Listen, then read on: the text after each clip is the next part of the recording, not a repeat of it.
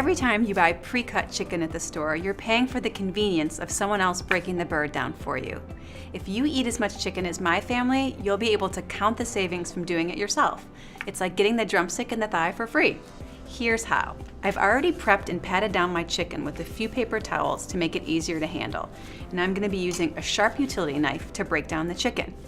First, I'm gonna loosen the skin between the breast and the thigh. And then pull away the leg. There are all these fat lines on the chicken which tell you where to cut. It makes it really easy. We're not gonna cut too deep. Then I'm gonna reach underneath and pop the joint out. Then cut the thigh away using the rib cage as my guide. Next, I'm gonna remove the wings. Pull the wing away from the chicken and use the knife to expose the joint. Now I'm just gonna use a pair of kitchen shears to cut along the curve of the wing. I'm gonna cut off the wingtip and save it for the next time I make chicken stock. Since it's mostly cartilage, it really boosts the flavor. Now I'm gonna remove the backbone by cutting along the underside of the breasts. This is gonna make the chicken stable and easier to handle. I'm gonna be cutting through some cartilage and bones, so kitchen shears will really help. Now I'm gonna remove the breasts. Propping the chicken up like this helps you stay steady while you work. Start by stretching the skin over the top like this.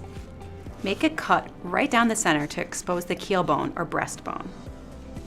Follow the line of the wishbone and rib cage working at an angle.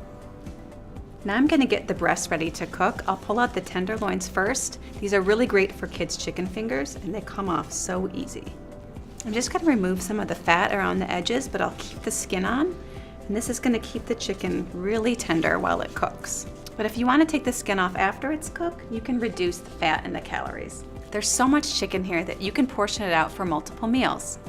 To separate the drumstick and thigh, I'm just gonna pull them apart and make a slice along this line to cut through the joint. If you're not gonna use all your chicken up for one meal, you can freeze it for up to 9 months. So the next time you're at the grocery store about to pick up a package of chicken breasts, grab a whole chicken instead. You won't regret it.